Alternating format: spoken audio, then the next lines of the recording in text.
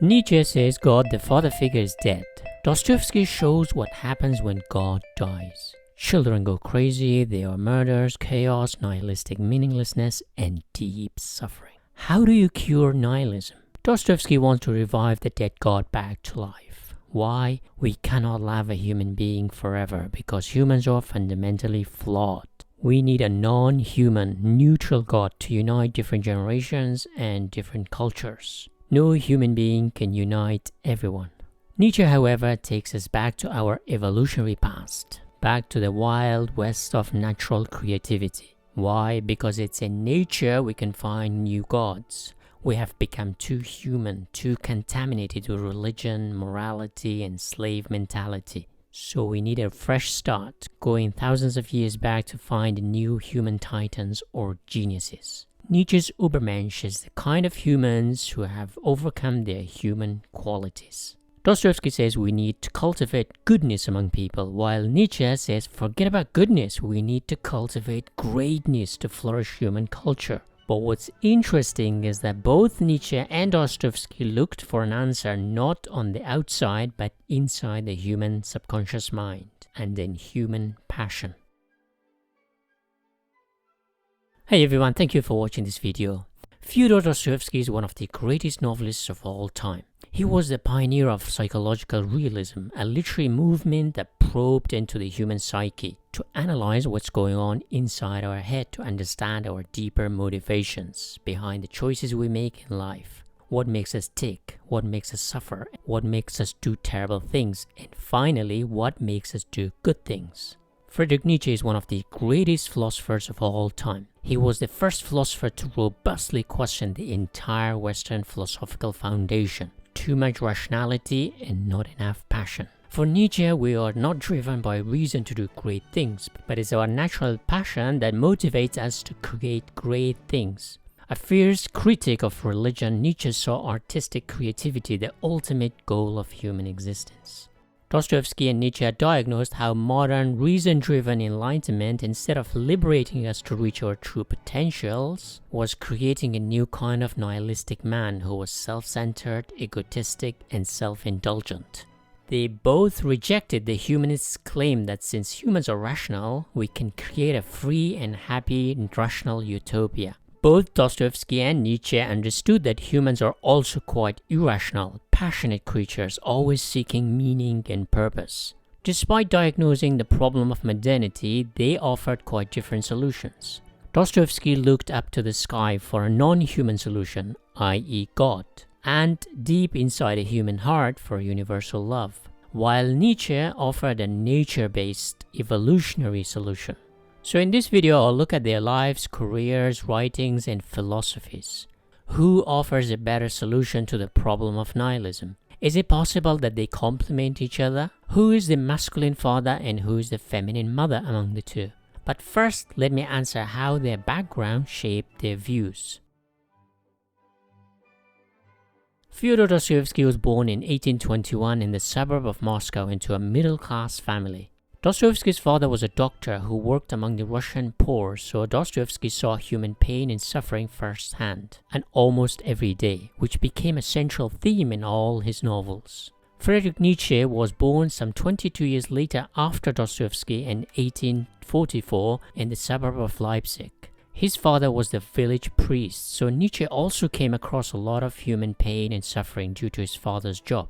Perhaps Dostoevsky witnessed more physical pain, while Nietzsche witnessed more existential religious pain. Dostoevsky's father wanted him to learn hard sciences like medicine and engineering, but his mother and nanny read him a wide range of stories, so he came across narrative works by Pushkin, Cervantes, Goethe, and more. But Nikolai Gogol's satirical and dark comic tales had a huge impression on him, which he later emulated in his own fiction.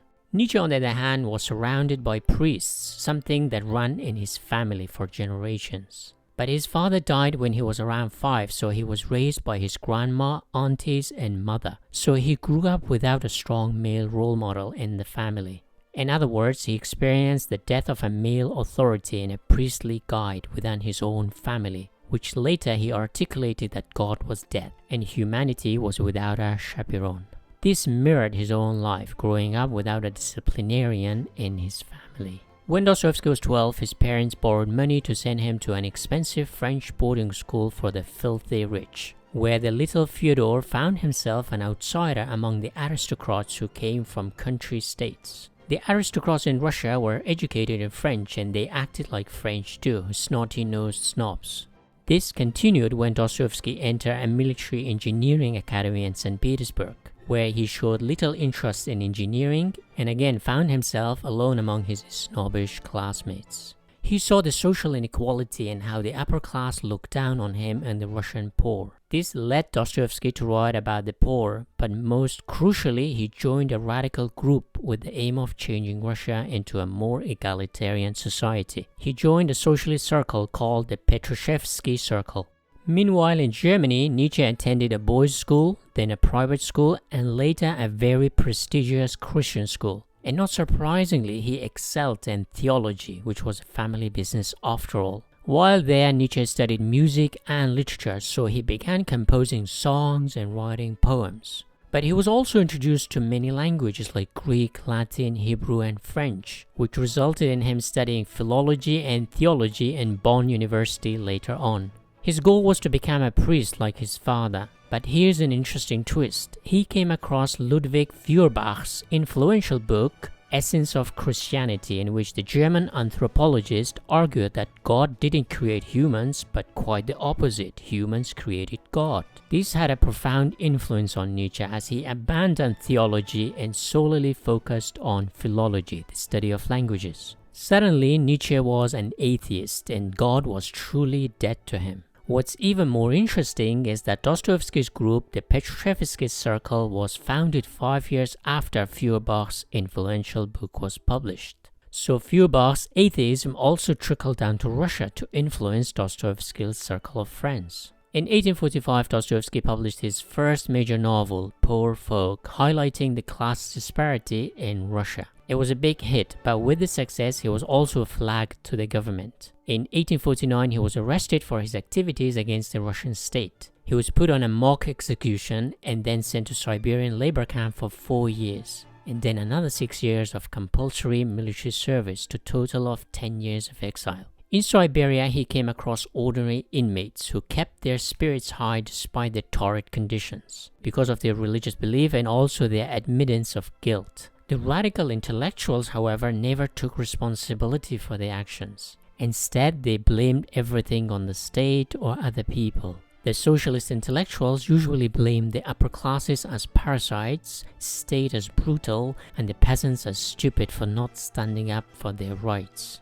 In other words, the intellectuals were blameless. Nothing was their fault. This had a profound impact on Dostoevsky, and he became deeply disillusioned not only with the intellectuals, but also with Western ideas. He moved more and more towards Orthodox religion and the Russian communitarian way of life. He understood that Western rationality promised freedom, wealth, happiness, and fulfillment, but delivered some freedom, some wealth, but little happiness and even less fulfillment. Nietzsche had a far easier life, so to prove a point in 1867, his enthusiasm got the better of him as he volunteered to join the Prussian army. But he fell from his horse, broke a lot of bones, and then returned to his studies. That wasn't fun. Reading Schopenhauer is a lot easier than riding horses with a huge gun on your shoulder. In 1869, against all odds, he became a university professor in Basel, Switzerland at the age of 24. And incredibly, he hadn't even completed his doctorate degree. When you get lucky, you get lucky. Or he knew the right person, but there was no doubt he was a genius. He renounced his Prussian citizenship before heading to Switzerland. Nietzsche remained a stateless person until his death. Back then, people didn't carry passports, so it was easy to slide through borders. Nietzsche traveled a lot, partly due to his ill health, as he was seeking a better climate, but partly because he needed to be on the move so he could think. Nietzsche was one of those philosophers who thought with their feet. He would articulate his thoughts and even write some of his books while walking. I think his bipedal thought process is quite crucial because his philosophy is grounded in evolution in the human body, not in some divine power. In other words, the human body was the center of Nietzsche's philosophy. The ability to walk straight had a massive impact on our evolution as well as our brain. So thinking with your feet is a genuinely creative process in human evolution. Nietzsche wasn't a conventional behind-the-desk or armchair philosopher. He was a free-moving thinker, perhaps the most un-German German philosopher, and that makes him even more appealing to a wider audience. Most of his books read like a collection of sayings, aphorisms, poems, and short tales, not some organized philosophical treatise of complex structure.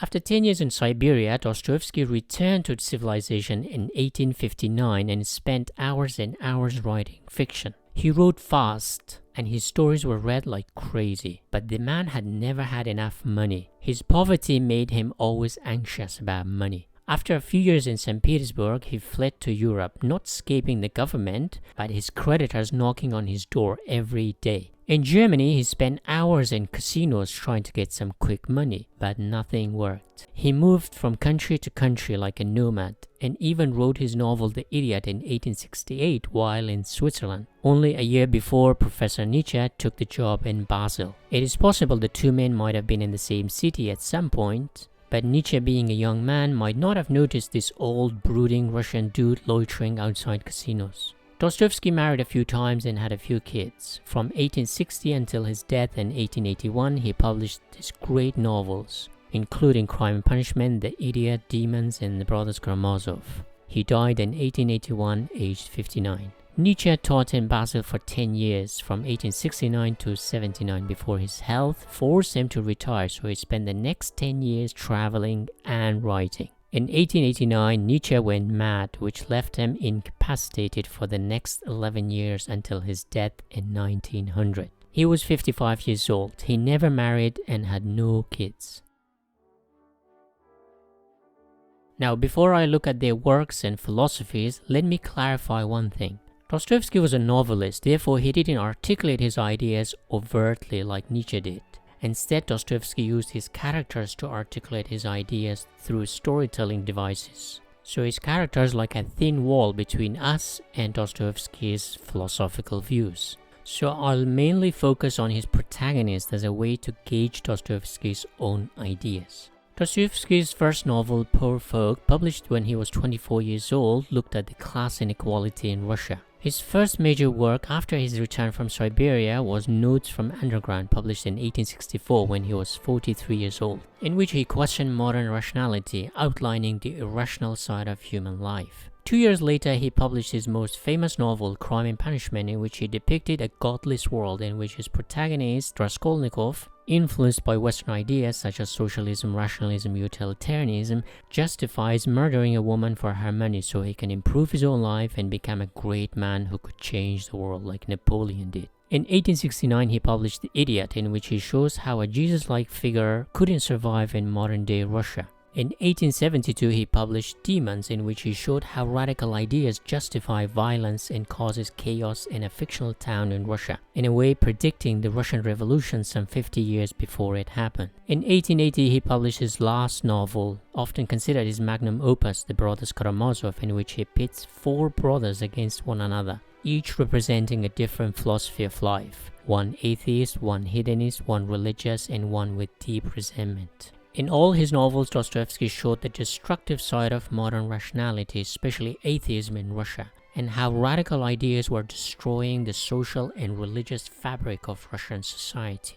Nietzsche's first major work was The Birth of Tragedy, published in 1872, in which Nietzsche reinterpreted ancient Greek civilization, not through the status quo of rationality, but through the Greek tragedies before Socrates. Nietzsche thought Western philosophy took the wrong step when it followed rational philosophers like Socrates. As a result, West solely championed reason at the expense of passion and emotions. This became Nietzsche's foundation for his critique of modernity and its rational engine.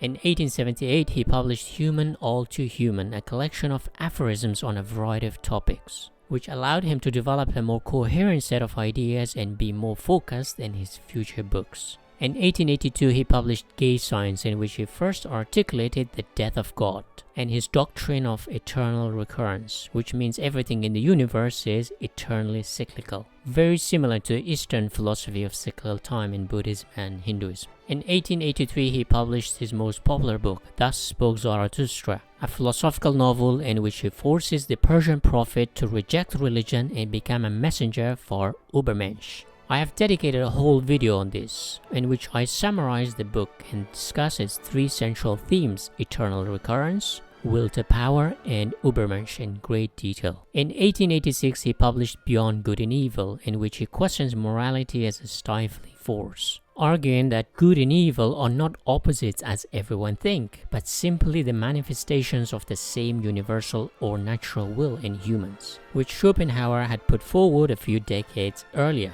In 1887, he published On the Genealogy of Morality, in which he takes a more naturalistic or Darwinian approach to understanding morality, good and evil, guilt and conscience, while concluding that all of them are anti-life and anti-nature.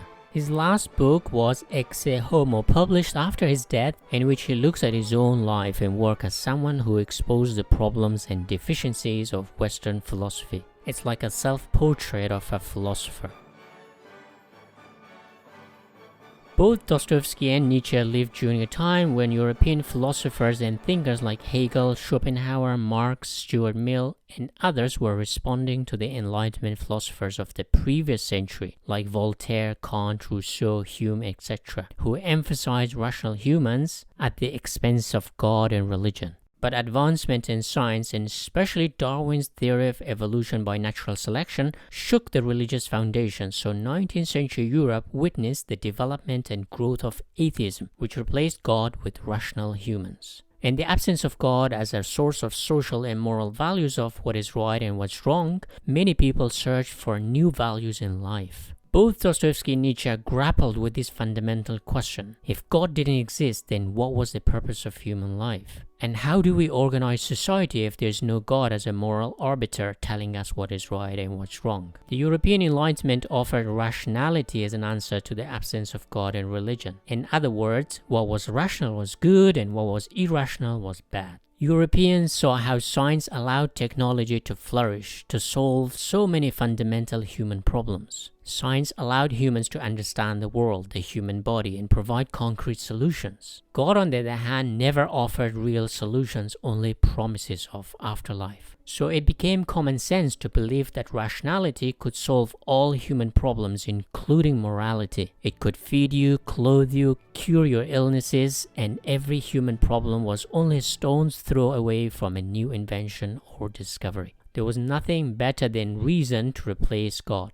As Europe prospered and colonized more territories, instead of people becoming happy and blissful, they turned savages against one another. Despite the Enlightenment rationality being widespread, European nations fought terrible wars, leaving millions dead and millions hungry, ill, and in pain. And to make matters even worse, those well off at the top of social hierarchy still had existential problems. So in the absence of meaning and purpose, they indulged themselves in hedonistic, instantly gratifying activities like eating too much, shopping, or even gambling. There was something irrational about human behavior. Whether at the top of the food chain or at the bottom, people acted irrationally from time to time. They all had irrational tendencies despite years and centuries of rationality. Both Dostoevsky and Nietzsche realized that rationality didn't offer a great solution to the problem of meaning. Rationality made everyone nihilistic. Those in power tore through society and the world for their own selfish purposes, and those without power waited their turn for a good moment to revolt and take revenge.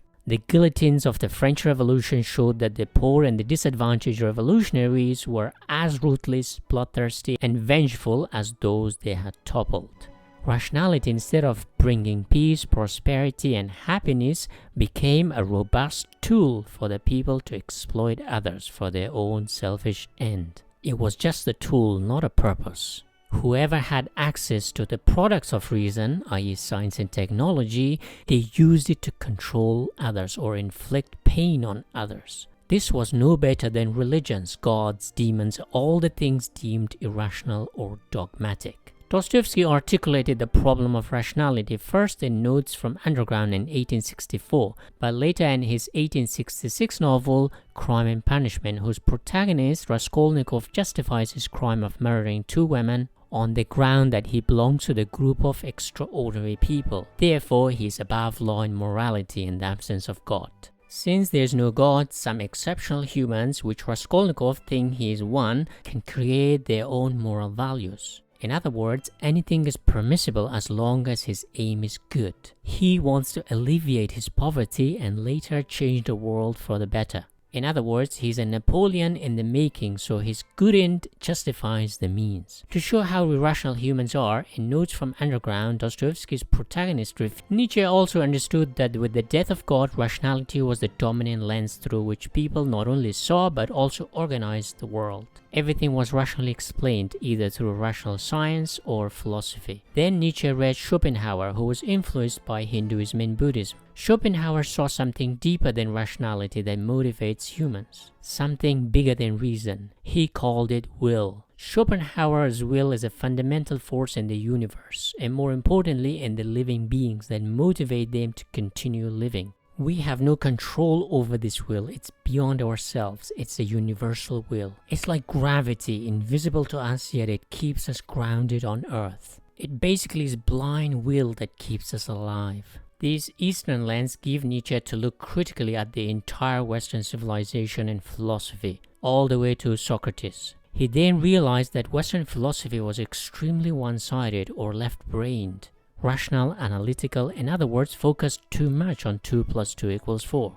As a result, European modernity ignored the other side of human existence, the emotional, the passionate, the artistic right brain. He noticed that the pre-Socrates ancient Greeks championed both reason and passion in their tragedies. Apollo, the god of reason and science, and Dionysius, the god of passion and art, balance each other. But with Socrates' method of questioning things, and later Aristotle's scientific approach, and much later the European modernity shifted more towards reason-based Apollon world, while labeling human passion as something irrational, therefore must be contained, stifled, and even eradicated. In other words, humans were becoming all too human, too tame, too timid, and less natural and less spontaneous. So both Dostoevsky and Nietzsche diagnosed modernity as being too rational, which resulted in nihilistic self-indulgent materialism, an insatiable desire for instant gratification of the self. Now I'll look at their solutions to the problem of nihilism and reason-based modernity.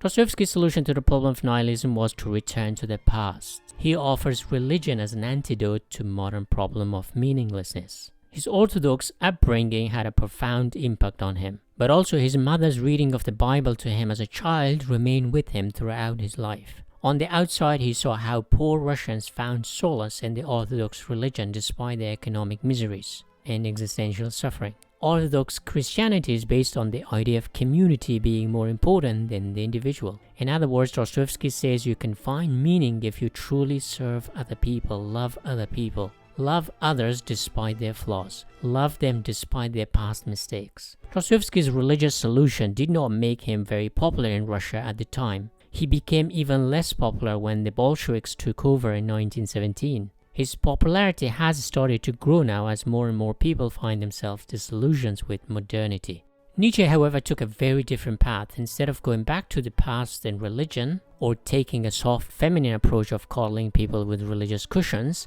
Nietzsche went far back to human evolution. He returned to nature. Yes, Nietzsche placed his solution to nihilism in nature. For him, nature is raw, honest, and full of passion. So he went back to the pre-religion world where humans were one with nature and acted naturally. Why? Because there was no robust morality to stifle them. There was no religious punishment to deter people to push their artistic boundaries. Nietzsche's biggest problem with religion was that it protected the weak. As a result, it shackled the geniuses too from being creative. In other words, religion is not about greatness or creativity or pushing boundaries, rather it's about providing solace to the weak-minded individuals. For Nietzsche, religion was coddling people, not pushing them to confront their fears. Instead, it was shielding them from danger, risk, spiders, demons, while providing a safe space. Today, people say the young are overprotected, so we have a generation of very sensitive types, the so-called snowflakes, who cannot cope with the slightest criticism or hardship. Nietzsche says religions have coddled humanity for centuries and millennia. Then, in recent centuries, rationality has done the same thing, providing us with too much comfort. Our technology has made us too soft and too sensitive that it's hard to imagine ourselves surviving in the wild or striving for greatness. It is time we break from this religious spell and rationality-driven, comfort-seeking mentality and dive into the untamed nature where we have the freedom to grow whichever way we see potential. In some way, you could say that Nietzsche is reacting to Dostoevsky, saying that religion is not the answer but the problem. Nietzsche sees Dostoevsky's religious solution as being too feminine, seeking a godlike male authority figure who keeps all the dangers away from us so we can flourish in the safety. So Dostoevsky's solution is not only feminine, who needs a masculine god, it's also for children seeking a father. Nietzsche's solution is for individuals to become masculine and father themselves by confronting their fears and conquering new artistic and philosophical territories. Now here the two fundamentally differ. Dostoevsky promotes goodness. He asks you to love people no matter how bad or good they are, no matter what kind of mistakes they've made in the past. It's through love, not reason, that we can find meaning in life. It's through faith that we can find clarity in life. Being a cynic by questioning things is not the answer, but naivety, innocence, and simplicity are the answers. You can only find those if you believe in a higher being. Nietzsche, however, doesn't believe in goodness. He says you should not aim to be good, moral, or nice person. Instead, we should aim for greatness. This greatness may come at a cost, but that is fine because the purpose of life, and human life in particular, is not to be good or soft or morally correct, but to flourish, grow, and dominate. For example, if a YouTuber, Nietzsche says you should not aim to be good to everyone or always promote morally good stuff. Instead, your aim should be to grow and become the best version of yourself and the best in your field. Okay, that's not the best example, but you get the point. Nietzsche was fascinated with art, music in particular. In his philosophical novel Thus Spoke Zarathustra, he proposed Übermensch, genius artists and great philosophers who could provide humanity with new values. I discussed this in relation to novelists such as Franz Kafka, Marcel Proust, and Charles Bukowski, who dedicated their lives to the production of great art. For Nietzsche, artists and geniuses and philosophers, which I'm sure he included himself, should have complete freedom to create and write. No morality police or religious doctrines should stifle their natural creative geniuses. Art is not about justice or goodness, but greatness. Because nature is not just, fair or equal. Human species and life in general have survived and thrived not because they have been just or morally good. Because nature experimented in millions of different ways. Those strong enough survived and those weak died away. Since we are nature, we should also experiment, more specifically in the arena of art and culture. Nietzsche divides humans into two groups, the slave majority and the genius minority. The slaves do not have original ideas, they simply follow the crowd or herd, or even mobs. But then there are individual geniuses who are capable of original ideas. These select few have the ability to transcend human life to become Übermensch, and then able to create values for the rest of society. Human histories are full of these great people, mainly men according to Nietzsche, who have invented, created, discovered things that benefited humanity as a whole. These great geniuses could be philosophers, composers, scientists, artists, or even novelists. So based on this, one could say Dostoevsky was a Nietzschean Übermensch whose art of fiction and storytelling helped humans flourishing in some sense. Dostoevsky realized that the human psyche surely wasn't rational all the time, and most of the time it was incredibly flimsy and weak. In his novel Demons, he depicted the consequence of a rational utopia, which was nothing but deception and madness. Dostoevsky's experience of almost getting executed allowed him to see life with clarity. He valued life greatly, so this motivated him to do something bigger than himself. He dedicated his entire life to writing to understand the human psyche. In other words, he found his own life's purpose in his work and his writing. He struggled throughout his life with poverty, legal system, family, addictions, epilepsy, and above all, years of sitting alone to write. And in that struggle, he found his purpose. He found his purpose in his works. So he personifies a Nietzschean Übermensch who suffered a great deal in the service of creating art. Dostoevsky diagnosed the problem of nihilism and produced amazing art. He says that those with big brains suffer more. In other words, he served humanity by writing. So he was a Nietzschean Übermensch artist who transcended humanity to reach the recess of human subconscious, to understand the animalistic, passionate side of human motivation. He was an artist of human irrationality. Dostoevsky offered religious faith, naivety, and love. For him, we cannot love a human being forever. We might love them for a month, a decade, or even a generation, but not for eternity. For that, we need non-human God who can unite us all despite our cultural differences. Without God, it's very difficult to motivate people to do good things, according to Dostoevsky.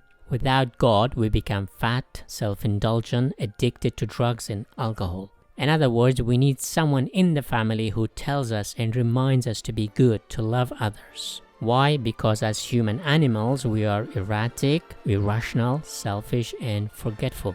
Dostoevsky says to be good, you must curb your selfish desires. Nietzsche says, harness your will to power to become an Übermensch or transcend humanity for artistic flourishing. Dostoevsky says take responsibility for your own actions, while Nietzsche says forget moral responsibility. Instead, use your freedom to push boundaries in pursuit of things greater than yourself. I should point out that Nietzsche didn't clearly justify violence. His main focus was artistic endeavor, not political goal. Dostoevsky says find solace by being among a loving community. Nietzsche says find a cave for some solitude to find something bigger inside you. Dostoevsky sends his protagonists to Siberia, underground, or even in a Swiss sanatorium so they can find the goodness, the love inside their own heart. While Nietzsche sends his Zarathustra to the cave to gain wisdom from nature and solitude so he can ready himself for the battle and struggle for greatness. It's obvious that Nietzsche and Dostoevsky were talking to a different set of audience. Dostoevsky wrote for the Russian people, mainly westernized intellectuals. But his real audience was the majority of people who found themselves lost in this world, fallen from the economic race, stuck in the mud, so to speak. His religious solution appealed to those at the bottom of the socio-economic ladder, where being good was a real solution. Dostoevsky says, make life simpler, don't chase your lofty dreams as Raskolnikov did in Crime and Punishment, and for God's sake, don't kill or commit violence for a better life, as in Demons. Nietzsche, however, wrote for the philosophers and elite artists who are not seeking goodness but greatness through creativity. His audience is not the masses, instead people at the top or those with creative geniuses who are seeking a purpose greater than themselves. People who want to sacrifice their lives for the flourishing of humanity, not from a moral or religious point of view, but from an evolutionary and naturalistic point of view. Artists are often antisocial and deeply flawed human beings if you judge them through morality, but people love their art. For example, both Vincent van Gogh and Paul Gauguin had deep flaws and weren't very nice people, but produced great art. Another example is Picasso had some deep flaw, but still managed to make great art. For Nietzsche, artists can genuinely tap into a deeper place in human psyche, deeper well in human evolution to make art that move people. He was more fascinated with musicians, because music as an art form is not only universal, but it's also very deep. Nietzsche might consider Raskolnikov a slave-minded person who is more motivated by revenge than greatness. His subsequent guilt through delirium and eventual confessions show his slave mentality and delusional mind. Incidentally, both Dostoevsky and Nietzsche agreed that society's legal system wasn't based on justice, but retribution and revenge. Nietzsche's biggest problem with religion is that it tames you from achieving your true creative potential. Dostoevsky is content with that. As long as society is peaceful, people content and loving one another,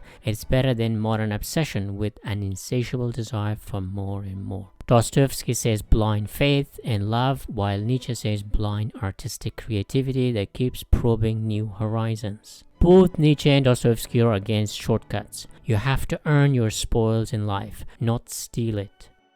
I cannot ignore their distinct facial hair. From an evolutionary perspective, facial hair, mustache, and beard are for sexual selection, just like peacock's tail. Even women with terrible eyesight could recognize a man with a mustache or beard to mate with. Joking aside, it has also been suggested that men with more robust facial hair kept dominance among other men, so they could mate with more women. But today we live in a very safe society, so most men shave to show how nice we are. Historically speaking, actually my own observation, I could be wrong, mustache showed hard power and strength, while beard showed soft power like wisdom and generosity. Santa's beard reaches his belly, while Hitler and Stalin oiled their mustache hard. Philosophers and artists and writers groomed their long beards, while those with political and economic ambitions oiled their mustache. Both the mustachioed Nietzsche and bearded Dostoevsky are goats, pun intended. Dostoevsky's animal is not a goat, but more like a friendly dog, as he promotes a motherly instinct of nurturing and caring for others, while Nietzsche is promoting a fearless fatherly instinct of fighting dragons in the wild. So his animal is a tiger or a lion, not only because of their whiskers, but also because of their ferocious will to power and carving their own path in life. Who should you read? I say read both. Dostoevsky and Nietzsche together is a better package in guiding you towards a fulfilling life. I think we need goodness and greatness. In other words, we need a lot of good people and some great people who push things forward, invent, discover things. Artists who capture people's imagination, and great storytellers who articulate the voice of their generations, just like Dostoevsky did. Nietzsche tells you to get up on your feet, stop blaming others, and do something creative in whatever field you're in. Don't avoid suffering, because to be great you have to suffer. Life is meant to be suffering. Write a great novel, produce great art, invent something new. Have blind courage to confront your own fears, and have the dedication to persist in your path and forget your own selfish desires. For Nietzsche, life's purpose is not to be mediocre, but great. Dostoevsky says individualism of me before everyone else will make you very unhappy. The purpose of life is to be good to others and love everyone despite their flaws and mistakes. So to sum up, Dostoevsky warns you about the danger of new ideas, and Nietzsche tells you to carve your own path, away from the crowd. Nietzsche presses you to not only understand your societal norms, traditions, and values, but deeply embody them before you break with them to carve your own path. You cannot topple the statue of those who came before you fully digesting their ideas. Nietzsche tells you directly, like a masculine father would, make something of your life. Dostoevsky shows you by telling you stories like a mother would, so to avoid the same mistakes, dangers other people made, and to cultivate your love for everyone. To flourish, a child needs both parents, a German father and a Russian mother. Incidentally, there's a Russian fictional character named Andrei in Ivan Goncharov's masterpiece, Oblomov, who is a very well-rounded character. In complete contrast to the main character Oblomov, the laziest character in literature. Why? He has a German father who instills discipline in him and a Russian mother who loves him dearly. You too, you need both the amazing psychological tales of Dostoevsky and the robust and probing philosophical aphorisms of Nietzsche. So the biggest antidote to laziness is Dostoevsky plus Nietzsche. They will help you make something of your life. In my comparison of Dostoevsky to Tolstoy, I put Tolstoy in the mother's seat while Dostoevsky in the father's seat. Between the two great Russians, Dostoevsky takes a more psychological and individualistic approach of tough love, while Tolstoy takes a more communitarian, egalitarian, universalist approach. Nietzsche, on the other hand, is the lone wolf or lone tiger who has little time for motherly love. He says, don't cry, don't be a victim, toughen up, while Dostoevsky wanted to shield Russians from bad ideas coming from Europe. To learn more about Nietzsche's philosophy and life purpose, watch this video. To learn more about Dostoevsky, I have summarized all his major novels, so check the description box. Thank you for watching.